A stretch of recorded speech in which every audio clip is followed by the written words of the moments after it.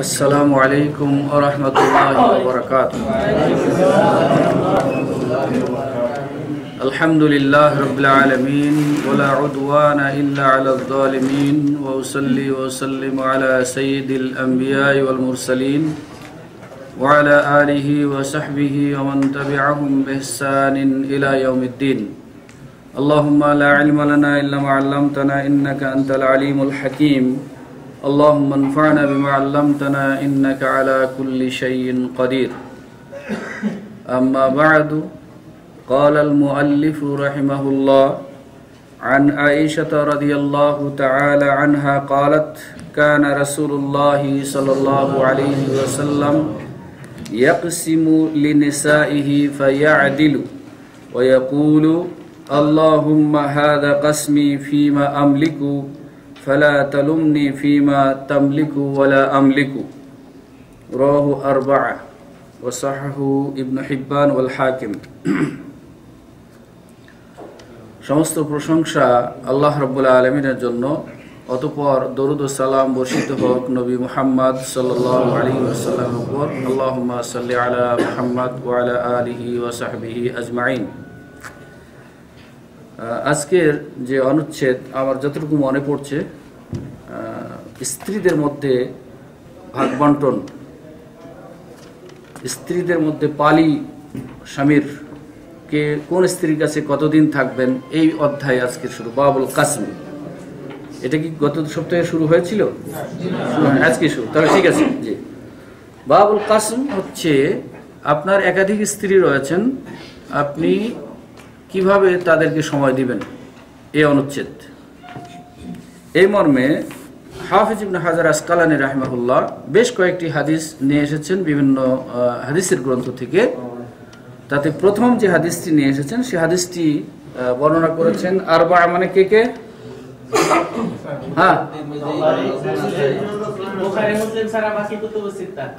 মানে সুনান আরবা, সুনান আরবা, আবু দাউদ, তিরমিজি, নাসাই, ইবনে মাজাহ, এই চারজন বর্ণনা করেছেন এই হাদিসটি। উম্মুল মুমিনিন আয়েশা রাদিয়াল্লাহু তাআলা আনহা বলেন যে রাসূল সাল্লাল্লাহু আলাইহি ওয়াসাল্লাম তার স্ত্রীদের মধ্যে পালা বন্টন করে দিতেন এবং সেই পালা অনুযায়ী ইনসাফ কায়েম করতেন। ফায়াদিলু, অর্থাৎ ইনসাফ যেভাবে ভাগ করা হতো সেই অনুযায়ী কায়েম করতেন এবং বলতেন: ওয়ায়াকুলু আল্লাহুম্মা হাযা কাসমি ফিমা আমলিকু, হে আল্লাহ, এইটা আমি যে ভাগ করার ক্ষমতা রাখি সেই ভাগ করেছি, সেই তাকসিম করেছি, কিন্তু ফালা তালুমনি ফিমা তামলিকু ওয়ালা আমলিকু, কিন্তু যে বিষয়ে আপনি ক্ষমতাবান কিন্তু আমি ক্ষমতা রাখি না, ভাগ করার ক্ষেত্রে আপনি ক্ষমতাবান কিন্তু আমি ক্ষমতা রাখি না, সেই বিষয়ে আমাকে পাকড়াও করবেন না, দোষারোপ করবেন না, আল্লাহর কাছে দোয়া করতেন। তো হাদিসটি হচ্ছে যখন একাধিক স্ত্রী থাকবে কারো, তখন প্রত্যেক স্ত্রীকেই সমানভাবে দিন বন্টন করে দিতে হবে। আপনি সাপ্তাহিক করেন অথবা পাক্ষিক করেন অথবা মাসিক করেন অথবা সপ্তাহের মধ্যে দিনগুলি ভাগ করে নেন, যে কোনোভাবে যার কাছে পরামর্শ ভিত্তিক স্ত্রীদের সাথে যে আজকে থেকে এই সপ্তাহ অমুক স্ত্রী ঘরে আর পরের সপ্তাহে অমুক স্ত্রী ঘরে, এইভাবে ভাগ করে নেবেন। কিন্তু রাসূল সাল্লাল্লাহু আলাইহি সাল্লাম এই ভাগ করার, যেটা ভাগ করে দিতেন সেটার ব্যাপারে তিনি ইতিদাল করতেন, অর্থাৎ ইনসাফ প্রতিষ্ঠা করতেন এবং বলতেন যে আল্লাহ, এই ভাগ বন্টনটা আমার পক্ষ থেকে আমি করেছি, আমি যতটুকু সামর্থ্যবান এর মধ্যে করেছি, কিন্তু আরো কিছু বিষয় রয়েছে যেটাতে আপনি ক্ষমতাবান, আমার কোনো ক্ষমতা নাই। সেটা হলো কি? অন্তরের বিষয়। অন্তরের মালিক কিন্তু দেখবেন, আমরা যতই সব সন্তানের প্রতি ভালোবাসা আছে, বাবা মায়ের সব সন্তানের প্রতি ভালোবাসা থাকবে, এটি স্বাভাবিক, কিন্তু কোনো না কোনো কারণ দেখবেন যে অন্তরটা একটু কোনো এক ছেলের প্রতি অথবা মেয়ের প্রতি ঝুঁকে যাচ্ছে। তো এইটা হচ্ছে আল্লাহ মালিক, এটার মালিক আমি নই। তো রাসূল সাল্লাল্লাহু আলাইহি ওয়াসাল্লাম তাই বললেন, যেহেতু আমরা অন্যান্য হাদিসে জানতে পেরেছি এবং সামনে জানবো যে স্ত্রীদের মধ্যে বেশিরভাগ উম্মুল মুমিনিন আয়েশা রাদিয়াল্লাহু তাআলা আনহার কাছে থাকাটাকে বেশি পছন্দ করতেন। তার মানে মনটা ওইদিকে ঝুঁকে যেত, এটা হচ্ছে মনের বিষয়। কিন্তু উনি সময় দিতে কারোর সাথে কম বেশি করতেন না। তো সেই জন্য আল্লাহর কাছে উনি ক্ষমা চাইতেন এইভাবে যে, আল্লাহ, আমি তো দুনিয়ার ক্ষেত্রে আমি যতটুকু ভাগ করার মতো অধিকার রাখি সেই অনুযায়ী আমি ভাগ করে দিলাম, কিন্তু যে বিষয়টির ক্ষেত্রে আমার কোনো অধিকার চলে না, অর্থাৎ অন্তরের বিষয়টি, সেই ক্ষেত্রে তুমি আমাকে দোষারোপ করো না আল্লাহ, কেননা আমার একটু কম বেশি হয়ে যেতে পারে বা হয় স্বাভাবিক। সুতরাং আমাদেরও যদি কারো কাছে আল্লাহ এরকম তৌফিক দান করেন যে একাধিক স্ত্রী, এবং তাহলে আমরা সেভাবেই ভাগ বন্টন করার চেষ্টা করব ইনশাআল্লাহ। অপর আরেকটি হাদিস এই মর্মেই, সেখানে একাধিক স্ত্রী থাকার পরে এরকম ভাগ বন্টনের ক্ষেত্রে যদি কেউ কম বেশি করে, কারো প্রতি জুলুম করে, তাহলে তার কি পরিণতি হবে সেই মর্মে একটি হাদিস। وعن أبي هريرة رضي الله تعالى عنه أن النبي صلى الله عليه وسلم قال من كانت له امرأتان فمال إلى إحداهما جاء يوم القيامة وشقه مائل রাহু আহমদ ওয়াল আরবা'a ওয়া সানাদুহু সাহিহুন। আবু হুরায়রা রাদিয়াল্লাহু তাআলা আনহু বলেন যে রাসূল সাল্লাল্লাহু আলাইহি ওয়াসাল্লাম বলেছেন, যদি কারো কাছে দুজন স্ত্রী থাকে এবং দুজন স্ত্রীর থাকার ফলে একজনকে বাদ দিয়ে আরেকজনের প্রতি বেশি আকৃষ্ট হয়, ঝুঁকে পড়ে, তাহলে সে কিয়ামত দিবসে অর্ধাঙ্গ হয়ে আসবে, অর্থাৎ পুরা দেহটার এক সাইড অকেজো মতো হবে, আরেক সাইড সচল থাকবে। এই অবস্থায় কিয়ামতের দিন আল্লাহ তাকে উত্থাপন করবেন। সুতরাং বিষয়টি বড় কঠিন। এটা হচ্ছে আল্লাহর হক নয়, কিন্তু এটা মানবীয় হক, মানব অধিকার, তারপরে আবার নিজের ঘরের স্ত্রী অধিকার। সুতরাং এই বিষয়ে খুবই সতর্কতা অবলম্বন করা দরকার। আরেকটি হাদিস, وعن أنس رضي الله تعالى عنه قال من السنة إذا تزوج الرجل البكر على الثيب أقام عندها 7 ثم قسم وإذا تزوج الثيب أقام عندها 3 ثم قسم متفق عليه واللفظ للبخاري। একটা মূলনীতি বললেন এখানে যে যদি কেউ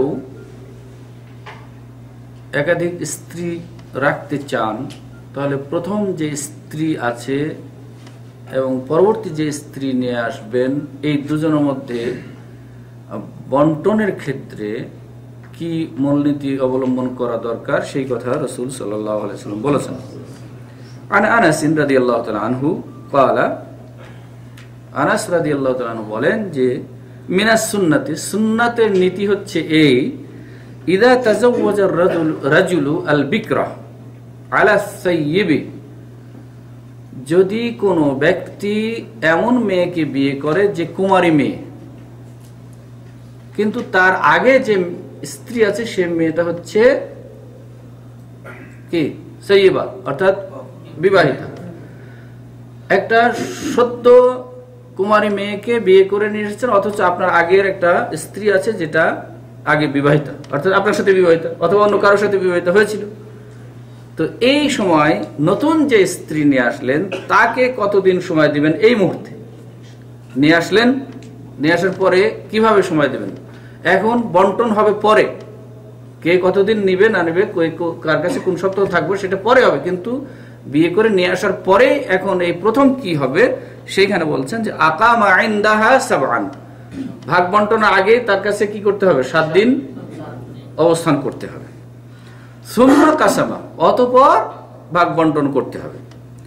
আর ওয়াইদা তাজাওয়াজা সাইয়্যিবা আকামা ইনদাহা 3, আর যদি পরবর্তী স্ত্রীকে বিয়ে করেছেন সেটি ছিল সাইয়্যিবা অর্থাৎ বিবাহিতা মেয়ে, কুমারী নয়, এরকম মেয়েকে যদি বিয়ে করে নিয়ে আসেন তাহলে বিয়ে করেই সেদিন থেকেই ভাগ হবে না, বরং তার কাছে ন্যূনতম 3 দিন। যদি অবিবাহিত মেয়ে বিয়ে করে নিয়ে আসেন তাহলে 7 দিন, আর বিবাহিত মেয়েকে নিয়ে আসলে 3 দিন। সুম্মা কাসামা, তারপরে ভাগ বন্টন করতে হবে। কেন এই হিকমতটুকু? ইসলাম তো হিকমতের বাইরে নয়, ইসলাম তো কল্যাণের বাইরে নয়। অবশ্যই তাহলে কি এটা বাহ্যিক দৃষ্টিতে মনে হচ্ছে জুলুম? না। আপনার কাছে আগে যে স্ত্রী আছেন তিনি অবশ্য সাইয়্যিবা, হয় আপনার সাথে বিবাহিত হয়ে অনেকদিন অতিবাহিত করেছেন, এই জন্য বৈবাহিক জীবনের যে একটা ধারাবাহিকতা সেটা তার অনেকটা অবহিত হয়ে গেছে। হয় আপনার কাছে থেকে হোক অথবা পূর্ব স্বামীর কাছে থেকে হোক, বৈবাহিক জীবনের জৈবিক, সামাজিক, পারিবারিক সকল অবস্থা তার একটা অভিজ্ঞতা হয়েছে। আর সদ্য একটা কুমারী মেয়েকে বিয়ে করে নিয়ে আসলেন, এই বিষয়ে তার এখনো কোনো ধারণা নাই। এই জন্য তাকে একটু সময় বেশি দিতে হবে, একটি কারণ। দ্বিতীয় আরেকটি কারণ হচ্ছে এই মেয়েটি একদমই নতুন এসেছে আপনার বাড়িতে, কাজে তার সাথে একটু পরিচিত হওয়ার জন্য সময় দেওয়া দরকার। সেজন্য এই দুটি কারণ, মৌলিক দুটি কারণে হয়তোবা ইসলাম তথা রাসূল সাল্লাল্লাহু আলাইহি ওয়াসাল্লাম এরকম কুমারী মেয়েকে বিয়ে করে নিয়ে আসলে তার সাথে একটু ধারাবাহিকভাবে লাগাতার সময় দিতে বলেছেন।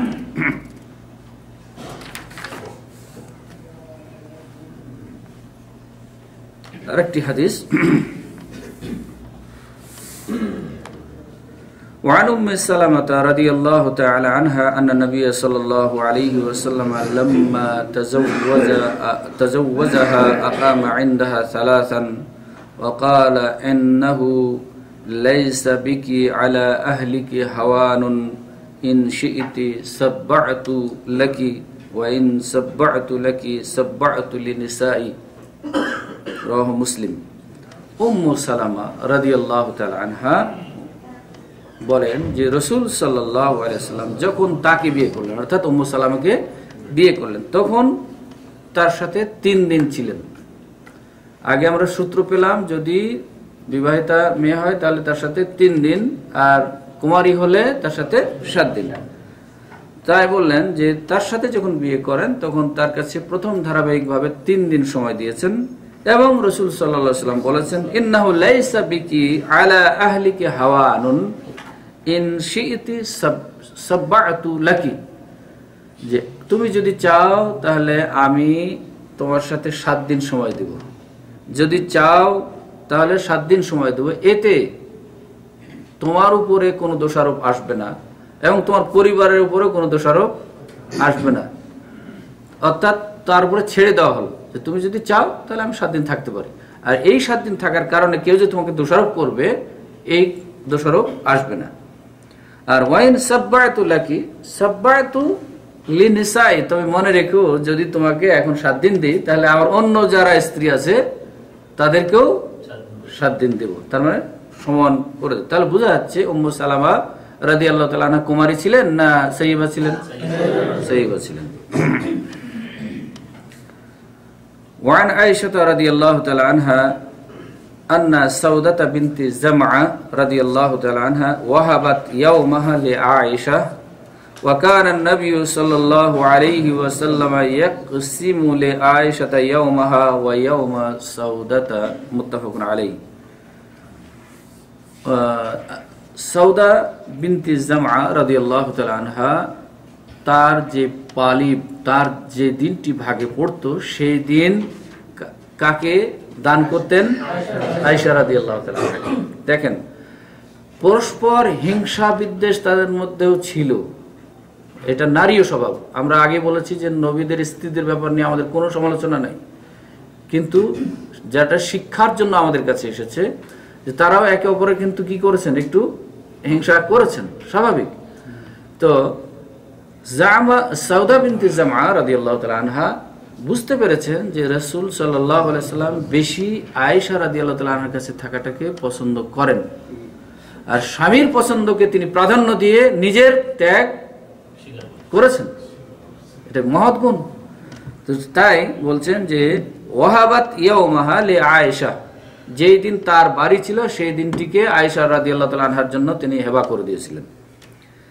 ওয়া কানা রাসূলুল্লাহ সাল্লাল্লাহু আলাইহি ওয়াসাল্লাম ইয়াকসিমু লিআয়েশাতা ইয়াউমাহা ওয়া ইয়াউমা সাউদা, ফলে রাসূল সাল্লাল্লাহু আলাইহি ওয়াসাল্লাম যখন ভাগ করতেন তখন আয়েশা রাদিয়াল্লাহু তাআলা আনহার যেদিন সেদিন তো আছেই, সাথে সাউদা বিনতে জামা রাদিয়াল্লাহু তাআলা আনহার দিনটিকেও আয়েশা রাদিয়াল্লাহু তাআলা আনহার জন্য রেখে দিতেন, ফলে উনি ডবল পেতেন। হাদিসটি মুত্তাফাকুন আলাইহি।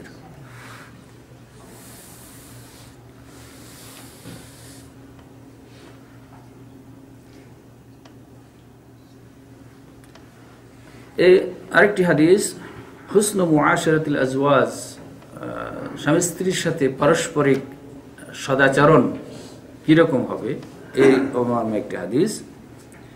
وعن عروة رضي الله تعالى عنه قالت عائشة رضي الله تعالى عنها يا ابن أختي كان رسول الله صلى الله عليه وسلم لا يفضل بعضنا على بعض في القسم من مكثه عندنا وكان قل يوم إلا وهو يطوف علينا جميعا فيدنو من كل امرأة من غير مسيس حتى يبلغ التي هو يومها فيبيت عندها رواه أحمد وأبو داود।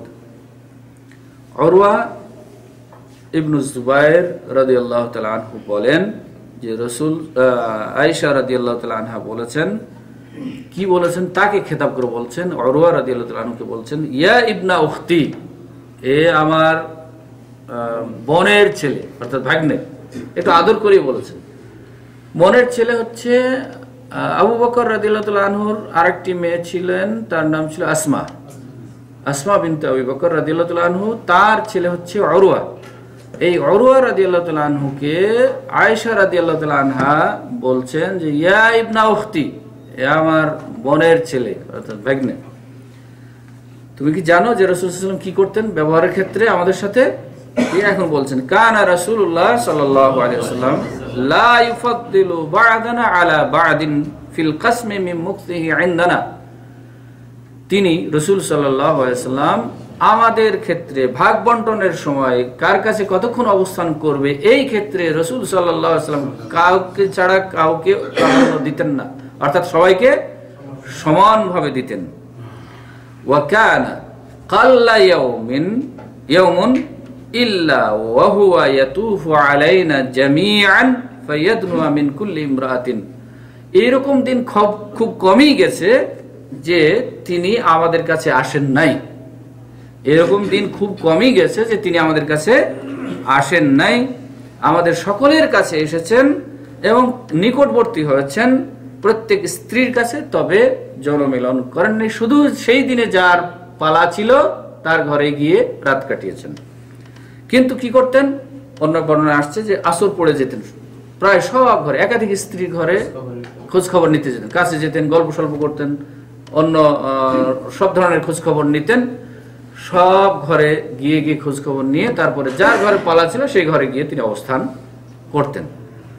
হাত্তা ইয়াবলুগাল্লাতি হুয়া ইয়াউমুহা, ওই ঘরে গিয়ে শেষ করতেন যেখানে তার আজকের পালি, সেই ঘরে গিয়ে তিনি অবস্থান করতেন। ফায়াবিতু ইনদাহা, সেখানে রাত যাপন করতেন। তাছাড়া এমনি প্রতিদিনই আমাদের ঘরে আসতেন, খোঁজ খবর নিতেন। কাল্লা ইয়াউমুন বলছে এমন কোন দিন নাই, অর্থাৎ খুব কম দিনই আছে যেটা আমাদের কাছে আসেন নাই, প্রতিদিনই আসতেন। ওয়ালি মুসলিমিন আন আয়েশা রাদিয়াল্লাহু তাআলা আনহা قالت كان رسول الله صلى الله عليه وسلم اذا صلى العصر دار على نسائه ثم يدنو منهن। আয়েশা রাদিয়াল্লাহু তাআলা আনহা বলেন, রাসূল সাল্লাল্লাহু আলাইহি ওয়াসাল্লাম যখন আসর সালাত আদায় করতেন, করে প্রত্যেক স্ত্রীর ঘরে ঘরে ঘোরাঘুরি করতেন, খোঁজ খবর নিতেন। সুম্মা ইয়াদনু মিনহুন্না, শুধু বাইরে থেকে দরজা থেকে সালাম দিয়ে চলে যেতেন না, বরং কাছাকাছি এসে বসতেন, গল্প সল্প করতেন আসর সালাত পরে। এখানে যে একটা বিষয় বোঝা যায় সেটি হচ্ছে রাসূল সাল্লাল্লাহু আলাইহি ওয়াসাল্লামের একাধিক স্ত্রী ছিল, এটা আমরা জানি, এবং প্রত্যেক স্ত্রীর জন্যই আলাদা করে কামরা ছিল। এখানে বোঝা যাচ্ছে যে প্রত্যেক স্ত্রীরই আলাদা কামরা ছিল, বাড়ির বাউন্ডারি একই ছিল। তবে আল্লাহর ফজল করবে আজকে আমরা যেরকম প্রশস্ততা লাভ করেছি এরকম ছিল না। আমার মনে হয় যে আজকে আমাদের গরিব দেশ ঢাকা রাজধানীর গুলশান বনানী এলাকার এক একটি রুমের সমান মনে হয় তার 9টি ঘর ছিল আমার মনে হয়, এবং সেই ঘরগুলি কিসের ছিল এটা আমার কারোই অজানা নয়। খেজুর পাতার ছাউনি আর খেজুর পাতার বেড়া, এইরকম ঘর ছিল বিশ্ব নবী রাহমাতুল্লিল আলামিনের। তার কাছ থেকে আমরা যা শিক্ষা নেওয়া দরকার ছিল আসলে সেখান থেকে আমরা ফিরে যাচ্ছি অন্যদিকে। তো আল্লাহ যেন সকল ক্ষেত্রে ওইদিকে ফিরে যাওয়ার তৌফিক আল্লাহ আমাদেরকে এনায়েত করুন। ওয়ালি মুসলিমিন হাদিসে পড়লাম যে রাসূল সাল্লাল্লাহু আলাইহি ওয়াসাল্লাম প্রতিদিন আসর সালাত আদায় করে প্রত্যেক স্ত্রী ঘরে ঘরে যেতেন, কাছে বসতেন, গল্পসল্প করতেন। আরেকটি হাদিস আয়েশা রাদিয়াল্লাহু তাআলা আনহা থেকে বর্ণিত, ওয়ান আয়েশা রাদিয়াল্লাহু তাআলা আনহা আন্না রাসূলুল্লাহ সাল্লাল্লাহু আলাইহি ওয়াসাল্লাম কানা ইয়াসআলু ফি মারাদিহি আল্লাযী মাতা ফীহি আইনা আনা গাদান ইরিদু ইয়াওম আয়েশা ফাআযিনা লাহু আজওয়াজুহু ইয়াকুনু হাইথু শাআ ফাকানা ফি বাইতি আয়েশা মুত্তাফাকুন আলাইহি। আয়েশা রাদিয়াল্লাহু তাআলা আনহা বলেন যে রাসূল সাল্লাল্লাহু আলাইহি ওয়াসাল্লাম যে অসুস্থতার কারণে মারা গিয়েছিলেন, যে অর্থাৎ লাস্ট জীবনের শেষের দিকে যে অসুখে তিনি মারা গিয়েছিলেন, সেই অসুস্থতা অবস্থায় বলছেন আইনা আনা গাদান, আমি কালকে কার ঘরে থাকবো, কার কাছে থাকবো, কোথায় থাকবো।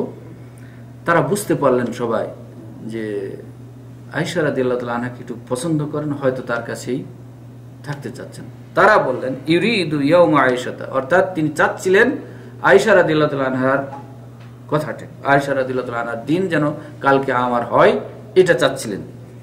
ফলে তারা কি করলেন, ফাআযিনা লাহু আজওয়াজুহু, অন্য স্ত্রীরা সবাই তাকে অনুমতি দিলেন যে ঠিক আছে আপনি কালকে আয়েশা রাদিয়াল্লাহু তাআলা আনহার ঘরেই থাকবেন। ফাকানা ফি বাইতি আয়েশা, ফলে তিনি আয়েশা রাদিয়াল্লাহু তাআলা আনহার ঘরেই অবস্থান করেছিলেন এবং সেখানেই শেষ নিঃশ্বাস ত্যাগ করেছেন, এটা আমরা জানি। ওয়া আনহা قالت كان رسول الله صلى الله عليه وسلم إذا أراد سفرا أقرع بين نسائه فأيتهن خرج سهمها خرج بها معه متفق عليه। আয়েশা রাদিয়াল্লাহু তাআলা আনহা বলেন যে রাসূল সাল্লাল্লাহু আলাইহি ওয়াসাল্লাম যখন কোনো সফরে যেতেন, সেই সফরটি হজ্জের সফর হোক, উমরার সফর হোক, যুদ্ধের সফর হোক, যে কোনো ধরনের সফর একাধিক কাল থাকতে হবে, সেই সফরেও সফর সঙ্গী করবেন স্ত্রীদের মধ্য থেকে। এই জন্য কি করতেন, লটারি করতেন। লটারি করে কাকে সাথে নিবেন, যেহেতু বলতে পারছেন না, সবাই রাগ করতে পারেন যে আমি আজকে আমাকে নিয়ে যাই, তখন অন্য হয়তো রাগ করবে। লটারির উপর সবার আস্থা ছিল, ফলে ঠিক আছে লটারি করে যার নাম উঠতো তাকে সাথে নিয়ে তিনি সফর করতেন। স্পষ্ট যে তিনি স্ত্রীদেরকে কত ভালোবাসতেন, যে 2-1 দিনের সফরে যাবে অথবা 10 দিন 20 দিনের সফরে যাবে, তবুও স্ত্রীকে বাড়িতে রেখে যাবেন না, বরং কোনো না কোনো একজন স্ত্রীকে সাথে নিয়ে যাবেন, এটা ছিল তার মনের বাসনা। সুতরাং আমাদেরও যদি আল্লাহ কখনো সুযোগ দেন এরকম সফর সঙ্গী করার, স্ত্রীকে সাথে নিয়ে, তাহলে সেটা নেওয়া ভালো। যদিও এটা আপনি করেন তাহলে আশপাশের কথা আর অত্যাচার আপনি থাকতে পারবেন না, যে বউ পাগল বেটা 2 দিনের জন্য সফরে যাবে, তাও বউ ছাড়া যায় না। হ্যাঁ কই তো এটা আসলে অন্যের কথা বলবে স্বাভাবিক, যেহেতু তাদের জানা নেই। এই জন্য আমাদেরকে শিখাইতে হবে যে না, মাসালা আছে, আমরা যদি সুযোগ থাকে তাহলে নেবেন, সুযোগ নাই তাহলে স্ত্রীকে বুঝিয়ে বলে যেতে হবে যে আমার ইচ্ছা ছিল তোমাকে সাথে নিয়ে যাওয়ার, কিন্তু আমার আর্থিক সচ্ছলতা নাই দেখে আমি আজকে নিতে পারছি না, আর কিন্তু তোমাকে নিয়ে যাবো। তাহলে পরস্পর মহব্বত বাড়বে ইনশাআল্লাহ। তো যদি একাধিক স্ত্রী হয়, একটা হলে তো কোনো কথা নেই, আর একাধিক হলে তখন কাকে নিব, লটারি করতে। অথবা বলতে পারেন যে ঠিক আছে এই মাসের সফরে জুবাইদা, আগামী মাসের সফরে রুকাইয়া, হবে না? যদি মেনে নেয় তাহলে হবে, আর যদি বলেন না প্রত্যেক মাসে লটারি করব, তাহলে করবেন, অসুবিধা নেই ইনশাআল্লাহ। আরেকটি বিষয়, স্ত্রীদেরকে প্রহার করার ক্ষেত্রে শাসনের কথা এসেছে কোরআনে। প্রথমে বিছানা আলাদা করে দিতে হবে, ঘর আলাদা করে দিতে হবে, তারপরে মারও দিতে হবে। কিন্তু সেই মারটির রূপ কিরকম হবে সেটাও আল্লাহ রসুল সাল্লাল্লাহু আলাইহি ওয়াসাল্লাম বলে দিয়েছেন, যে আদব দেওয়ার জন্য, শিক্ষা দেওয়ার জন্য মার দেওয়া পর্যন্ত এসেছে, কিন্তু সেই মারটি যেন মুখমণ্ডলে না হয়। তো ওইটা তো আমরা জানি, মুখমণ্ডলে যেন না হয়। আজকে আরেকটি হাদিস যেটা মার দেওয়ার ক্ষেত্রে সেটি এসেছে, আন আব্দুল্লাহ ইবনে জামআহ রাদিয়াল্লাহু তাআলা আনহু قال قال رسول الله صلى الله عليه وسلم لا يجلد احدكم امراته جلد العبد, যে তোমাদের মধ্যে কেউ যেন তার স্ত্রীকে যেমন রাখালকে পিটায়, কৃতদাসকে পিটায়, এরকম করে যেন না পিটায়। তার মানে তাকে তো যেখানে ইচ্ছে সেখানে পিটায়। এখানে জালদ শব্দটি এসেছে, আপনারা কোরআন শরীফে জেনেছেন, আয-যানি ওয়াজ-যানিয়াতু ফাজলিদু কুল্লাম মিনহুমা মিয়াতু জালদা। যদি জেনাকারী এবং জেনাকারিনী উভয়ে অবিবাহিত হয় তাহলে তাদেরকে শাস্তি দিতে হবে কি 100 দোররা। জালদা শব্দ এসেছে, জালদ মানে হচ্ছে দোররা। তো এই দোররাটা আসলে আমাদের শব্দে, আমাদের মাঝে একটা খুব পরিচিত শব্দ হচ্ছে দোররা মারতে হবে। তা আসলে দোররাটা কিসের দিয়ে হবে? তো দোররা মানে এখানে বলা হচ্ছে লাঠি, লাঠি জাতীয়। সেই লাঠিটা বেতের হতে পারে, বাঁশের হতে পারে, কাঠের হতে পারে, এই জাতীয় কিছু দিয়ে তাকে বেত্রাঘাত করতে হবে। তো এই স্ত্রীদেরকে মারার ক্ষেত্রে যেন ওই রকম কিছু ব্যবহার না করা হয়, যেমন কৃতদাসদেরকে, রাখালদেরকে লাঠি দিয়ে পিটানো হয়, এইরকম ভাবে যেন স্ত্রীদেরকে পিটানো না হয়। একান্তই যদি পিটানোর প্রয়োজন হয় তাহলে অবশ্যই পিটাবেন 2 হাত দিয়ে, কিন্তু মুখমণ্ডলে না। জি, তারপরেও যদি সম্ভব না হয় তাহলে ফাখাল্লু সাবিলা, ছেড়ে দিতে হবে, দরকার নাই। যে সোজা হচ্ছে না তাকে রাখার দরকার নেই। এই ছিল স্ত্রীদের মধ্যে পারস্পরিক রাত্রি বন্টন এর বিধান সংক্রান্ত কয়েকটি হাদিস, যা হাফেজ ইবনে হাজার আসকালানী রাহিমাহুল্লাহ এই বুলুগুল মারার মধ্যে সংকলন করেছেন। আজকে আরেকটি নতুন অনুচ্ছেদ শুরু হবে, বাবুল খুলর। খোলা, যেটাকে আমরা বলি খোলা, খোলা মানে ওই ইটের খোলা না, হ্যাঁ, এক প্রকার তালাক। তো খোলা মানে হচ্ছে, আমরা বলি না যে জামাটা খুলে রাখি, এই খোলা, এই জামা খোলা বা পোশাক খোলা, এখান থেকে কিন্তু খোলা। স্বামী স্ত্রীর মধ্যে খোলা শব্দটি কেন আসলো? আল্লাহ রাব্বুল আলামিন বলেছেন, হুন্না লিবাসুল লাকুম ওয়া আনতুম লিবাসুল লাহুন্না, তারা তোমাদের লেবাস এবং তোমরাও তাদের লেবাস। তাহলে লেবাসটা গায়ে থাকে, গায়ে থাকলে তো খোলার প্রয়োজন হয়। তো স্ত্রী যখন আলাদা হয়ে যেতে চাইবে তখন এই খোলা শব্দটি এই কারণেই ব্যবহার করা হয়েছে, হয়তোবা এই কারণে। তো এই খোলা সংক্রান্ত বিষয়ে কয়েকটি হাদিস এখানে পড়া হবে ইনশাআল্লাহ। তো এই খোলার প্রথম বিধান চালু হয়েছে সাবিত ইবনে কায়েস রাদিয়াল্লাহু তাআলা আনহুর স্ত্রী থেকে শুরু হয়েছে প্রথম। ওই মহিলার নাম কি ছিল সেটা আমরা বলছি পরে। তো খোলার প্রধানত বিধান আমরা আগে অনেকবার আলোচনা হয়েছে এই বিষয়ে। খোলা হচ্ছে স্ত্রী যদি স্বামীর কাছে জীবনযাপন করতে শরীয়ত সম্মত কোনো কারণ বিদ্যমান পায়, যে অন্তরায় হচ্ছে, এই কারণের কারণে তিনি স্বামীর সাথে জীবনযাপন করতে পারছেন না, তাহলে স্বামী চাচ্ছেন রাখতে কিন্তু স্ত্রী চাচ্ছেন না, তিনি আলাদা হয়ে যেতে চাচ্ছেন। এই অবস্থায় যে ফয়সালাটা হবে, বিবাহ বিচ্ছেদ হবে, সেটাকে বলা হবে খোলা। তো এই অবস্থায় প্রথমত করণীয় হচ্ছে, প্রথম বিষয় লক্ষণীয় হচ্ছে যে আপনি মন চাইছে এজন্য থাকবেন না, নাকি না আসলেই কোনো এমন কারণ আছে যে কারণে আপনার সাথে তার সাথে আপনার জীবনযাপন করা সম্ভব হচ্ছে না। মেয়ের পক্ষ থেকে যেটা হবে সেটা হবে খোলা, আর স্বামীর পক্ষ থেকে যেটা হবে সেটা হবে তালাক। তো তাহলে মেয়ের পক্ষ থেকেই হচ্ছে যে মেয়ের এমন স্বেচ্ছাচারিতা নয় যে না মেয়ের কাছে ভালো লাগছে থাকলাম না, শরীয়ত সম্মত কোনো কারণ থাকতে হবে। শরীয়ত সম্মত কারণ হচ্ছে স্বামী নামাজ পড়ে না, স্পষ্ট কারণ।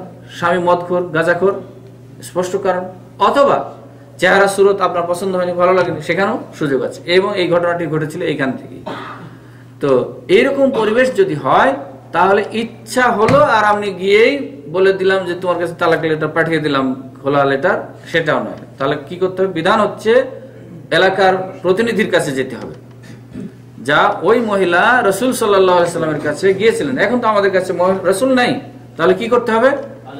আলেম ওলামাদের কাছে যেতে হবে। এবং সেই ক্ষেত্রে অন্যান্য জায়গায় যে বিধান এসেছে, হাকামাম মিন আহলিহা ওয়া হাকামাম মিন আহলিহি, স্বামীর পক্ষ থেকে একজনকে নিতে হবে, স্ত্রীর পক্ষ থেকে একজনকে নিতে হবে। দুজনের মধ্যে যদি সমন্বয় করা সম্ভব না হয়, নিজেরা যদি জীবনযাপন করতে সক্ষম না হয়, তাহলে এই দুই পক্ষ থেকে দুজনকে নিয়ে আসবে। হাকাম বলা হচ্ছে মানে বিচারক নিয়ে আসবে, যাকে তাকে টেনে নিয়ে আসলে হবে না। যারা বিচক্ষণ, যারা এই স্বামী এবং স্ত্রীর তথা ছেলে এবং মেয়ের ভালো মন্দ দিকগুলি বুঝবে, এরকম ব্যক্তিদেরকে নিয়ে আসতে হবে, নিয়ে এসে বুঝাইতে হবে যে তুমি অযথা ছেড়ে চলে যাবা, কোথায় যাবা, কি করবা, বিভিন্ন ক্ষতির দিকগুলি এবং লাভের দিকগুলি তুলে ধরতে হবে।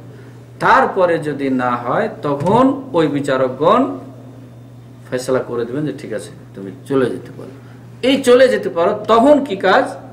তখন কাজ হচ্ছে হাদিসের ভাষা অনুযায়ী ওই বিবাহের সময় ওই মহিলা যে পরিমাণ মোহর গ্রহণ করেছিল সেই পরিমাণ মোহর তাকে ফেরত দিতে হবে। এবং ওই বিচারক মণ্ডলী বলবে যে তুমি কি এই পরিমাণ মোহর নিয়ে তাকে ছেড়ে দিতে, তার রাস্তা খুলে দিতে একমত? তারপরে ফয়সালা হয়ে গেল। তখন এর কারণে আর 1 মাস 2 মাস 3 মাস পর পর তালাক দিতে, 1 মাস পর পর তালাক দিতে, এটা না, শুধু এইটুকুর কারণেই বিবাহ বিচ্ছেদ সম্পূর্ণ হয়ে যাবে। এবং এটা হওয়ার পরে যেমন স্বামীর পক্ষ থেকে তালাক হলে 3 মাস তথা 3 তুহুর অপেক্ষা করতে হয়, স্ত্রীর পক্ষ থেকে যদি হয় তাহলে হাদিসে জানা যাচ্ছে মাত্র 1 তুহুর, 1 পিরিয়ড পরিমাণ সময় সে অপেক্ষা করবে, তারপরে অন্য জায়গায় বিয়ে করতে পারবে।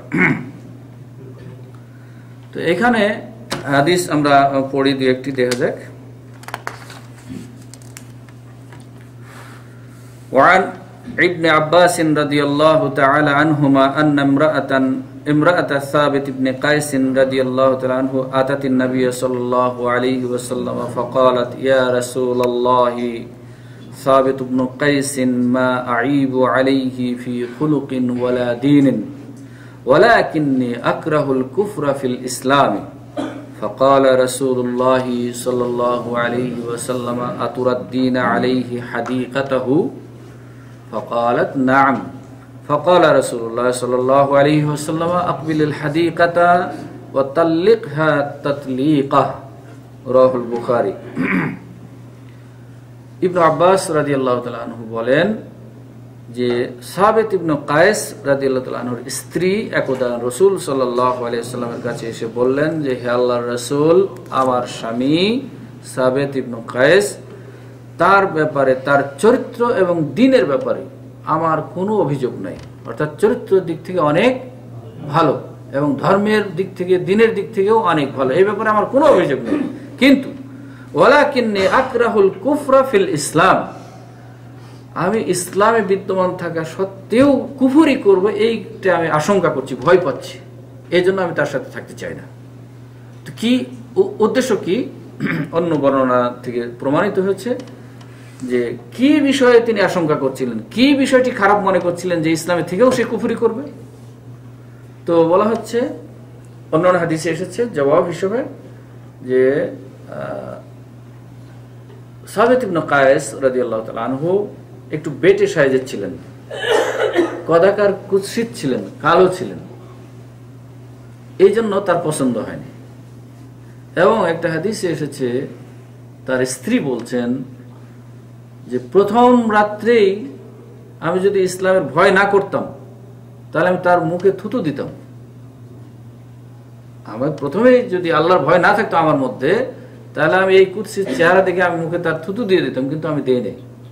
তো আমি এখন যে ভয় পাচ্ছি সেটা হচ্ছে আজকে দেই নাই, কিন্তু আগামী দিনে যে কখনো এরকম হয়ে যাবে না আমার পক্ষে, মনে যেহেতু আমার মানে দৈহিক অবয়ব তার আমার পছন্দ হয়নি, হঠাৎ করে কখন যে আমি তার সাথে কোন আচরণ করে ফেলবো যেটা আমার কুফরির শামিল হয়ে যাবে, সেই জন্য আমি আশঙ্কা করছি। অতএব আমি পরবর্তী জীবনে আমার ভুল হোক, এটা আমি চাই না, এই জন্য আপনি আলাদা করে দেন আমাকে। একটা বর্ণনায় শুধু কেউ কেউ বলেছেন যে উনি একদিন প্রহার করেছিলেন, মেরেছিলেন, এই কারণে তিনি বলছেন যে না, এদিকে চেহারাও ঠিক নাই, আবার আমাকে মারও দিয়েছে, অতএব আমি তার সাথে থাকবো না। কিন্তু দেখুন স্পষ্ট যে তার কোনো ত্রুটি কিন্তু বলেননি, চারিত্রিক কোনো ত্রুটি বলেননি, আসলে নাই এই জন্য বলেননি। এবং উনিও দেখুন ওনার মধ্যে দিন আছে দেখেই বলেছেন যে আমার দিনের ভয় না থাকলে, ইসলামের ভয় না থাকলে আমি প্রথম দিনে কি করতাম, তার মুখে থুতু দিয়ে অবজ্ঞা করতাম, কিন্তু আমি সেটা করিনি। কিন্তু ভবিষ্যতে যদি এরকম হয়ে যায় তাহলে তো আমি আল্লাহর কাছে নাফরমান হয়ে যাব, স্বামীর সাথে অসৎ আচরণ করবো, নুশুজ হয়ে যাবে, অসৎ আচরণ হবে, এই ভয়ে আমি আগামী দিন যেন আমার এরকম না হয় সেই জন্য আমি এখন থেকেই আলাদা হয়ে যেতে চাচ্ছি। এইখানে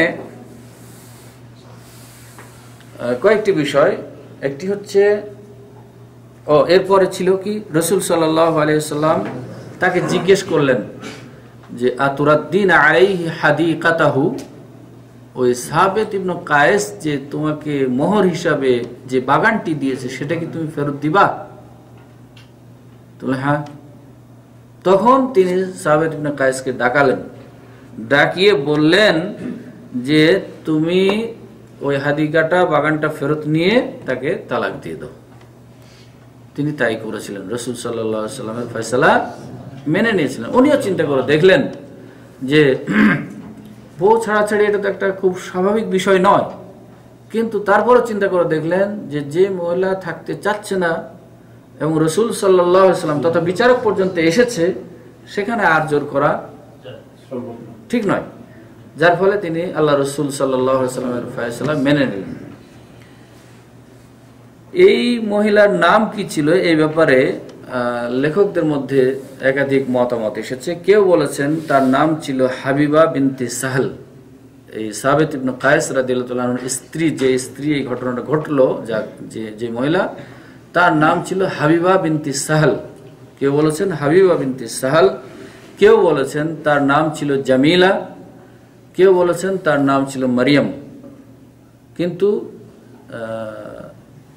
হাবিবা বিনতে সাহল এটাকেই সবাই প্রাধান্য দিয়েছেন যে এই নামটাই বেশি প্রসিদ্ধ ছিল। তিনি অত্যন্ত সুন্দরী ছিলেন এবং দিনদারিও ছিল তার মধ্যে। এই কারণেই যেহেতু স্বামী, তার চেহারার সাথে স্বামীর চেহারা মিলছে না, সেই জন্য এটা করেছিলেন। এখান থেকে যে শিক্ষণীয় বিষয়টি পাওয়া যায়, একাধিক বিষয়, সেটি হচ্ছে তাহলে কি তিনি আগে দেখেন নাই? প্রশ্ন আসে, হতে পারে তিনি আগে দেখেন নাই, বাবা মা বা অভিভাবক যারা দিয়েছেন তাদের কথার উপরেই তিনি বিশ্বাস করে নিয়েছেন, অথবা তার চরিত্র ভালো, দিনদারি ভালো, এই দেখে তিনি নিয়েছেন, কিন্তু পরে দেখছেন যে না, দেখার বিষয়টা আসেনি, সরাসরি দেখার বিষয়টা আসেনি, এই জন্য হয়নি। অথবা যারা বিয়ের আয়োজন করেছেন তারা এই ছেলের চেহারা সম্পর্কে হয়তো বলেনি তাকে, তিনি যেহেতু দেখেন নাই কিন্তু অন্যরাও অবহিত করেন নাই।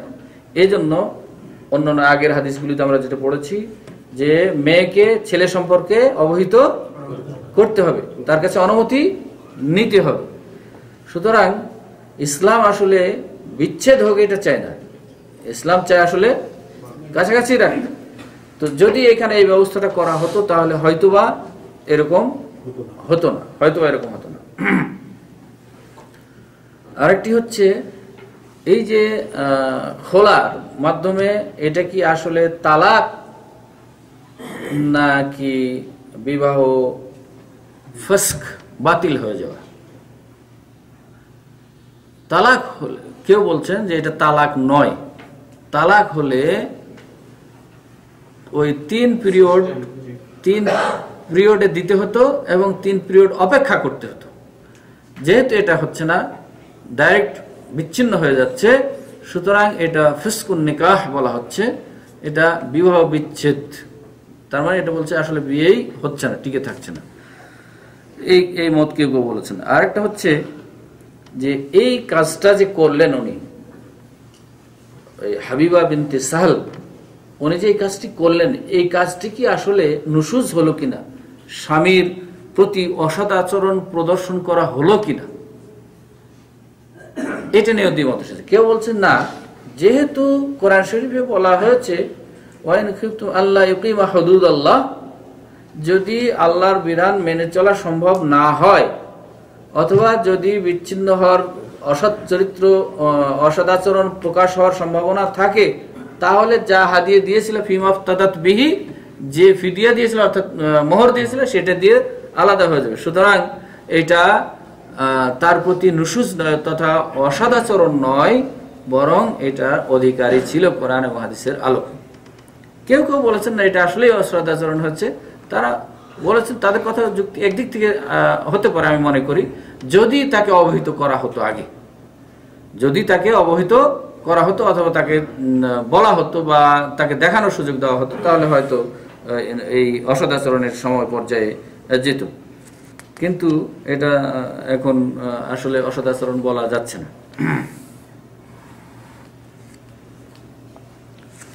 অপর আরেকটি বর্ণনায় এসেছে এবং এটাই বলছে, এই যে ঘটনাটি ঘটলো ইসলামের মধ্যে এটাই হচ্ছে প্রথম খোলার ঘটনা। এখান থেকে শুরু হলো, পরবর্তীতে খোলার ব্যবস্থাটা চালু হলো। وفي رواية عمرو بن شعيب عن أبيه عن جده رضي الله تعالى عنهما عند ابن ماجه أن ثابت بن قيس كان دميما وأن امرأته قالت لولا مخافة الله إذا دخل علي لبصقت في وجهه। আমর ইবনে শুআইব রাদিয়াল্লাহু তাআলা আনহু তার বাবার কাছ থেকে, তিনি তার দাদার কাছ থেকে বর্ণনা করেছেন, যেটি ইবনে মাজাহ এসেছে যে সাবিত ইবনে কায়েস ছিলেন কানা দামিমান, কুৎসিত চেহারার অধিকারী, কুৎসিত চেহারার অধিকারী। এবং ওয়ান্না ইমরাতাহু ক্বালাত, তার স্ত্রী বলেছেন, লাউলা মাখাফাতুল্লাহ, যদি আল্লাহর ভয় না থাকতো আমার, ইদা দাখালা আলাইয়া, যখন সে আমার কাছে প্রবেশ করেছিল তখন যদি আমার আল্লাহর ভয় না থাকতো, তাহলে কি করতাম, লা বাসাকতু ফি ওয়াজহিহি, তাহলে আমি তার মুখে থুতু মারতাম। কিন্তু তিনি মারেন নাই, তার মানে তিনিও যথেষ্ট পরেশগার। ওয়ালি আহমদ মিন হাদিস সাহল ইবনে আবি হাসমাতা রাদিয়াল্লাহু তাআলা আনহু ওয়া কানা যালিকা আউয়ালু খুলইন ফিল ইসলাম, এটাই হচ্ছে প্রথম বিধান, খোলা করার প্রথম বিধান। তাহলে প্রথমে আমরা নিকাহ হলো, অলিমা হলো, এখন খোলাও হয়ে গেল, বাকি থাকলো আপনার অধিকার নতুন বিয়ে করতে হলে আপনাকে আরেকটা তালাক দিতে হবে, এই জন্য তালাকটা বাকি আছে। তাহলে আল্লাহ হায়াতে বাঁচালে আমরা নতুন অধ্যায় হিসাবে আগামী সপ্তাহে যদি আল্লাহ তৌফিক দেন, হায়াতে বাঁচান, তাহলে কিতাবুত তালাক, তালাকের অধ্যায় পড়ানো হবে ইনশাআল্লাহ। তবে আগেই বলে রাখি, তালাকের মাসআলা কখনো আমাকে জিজ্ঞেস করেন না। আমি অনেক আগে থেকে বলি যে তালাকের বিষয়ে আমার কোনো ধারণা নাই এবং খুব জটিল বিষয়। জি, এজন্য শেখ আজমাল হোসেনের কাছে জিজ্ঞেস করবেন, শেখ জাকির ভাইয়ের কাছে জিজ্ঞেস করবেন। ওনারা মাশাআল্লাহ আমার জানা মতে আমাদের দায়ীদের মধ্যে এই বিষয়ে মিরাস এবং তালাকের বিষয়ে মাশাআল্লাহ ওনারা এই দুজন আমার জানা মতে ভালো অভিজ্ঞ মাশাআল্লাহ। কাজেই আমরা যে এ পর্যন্ত স্ত্রীদের মধ্যে ভাগ বন্টন এবং স্ত্রীর অধিকার যে খোলা করার অধিকার আছে সে বিষয়ে যে আমরা পড়াশোনা করলাম, আল্লাহ যেন এই হাদিসগুলির আলোকে আমাদের জীবনে বাস্তবায়ন করার তৌফিক দান করেন এবং এমন পর্যায়ে যেন না আসে এই ভাগ করার আশা নিয়ে একাধিক স্ত্রী করতে গিয়ে যেন আবার বিপদে না পড়ে। ভাগ করে দিব এই জন্য যে একটার মধ্যে তো ভাগ করা সম্ভব হচ্ছে না, অর্থাৎ 3-4টা করা দরকার, যেন খাল কেটে কুমির নিয়ে আসার যেন সমস্যা না হয় সেদিকেও চিন্তা করতে হবে। আল্লাহ রাব্বুল আলামিন আমাদের সবাইকে সুন্নাত অনুযায়ী সকল প্রকার সমাধান গ্রহণ করার তৌফিক এনায়েত করুন। আখির দাওয়ানা আলহামদুলিল্লাহ রাব্বিল আলামিন। কারো সওয়াল থাকলে বলতে পারেন, তার আগে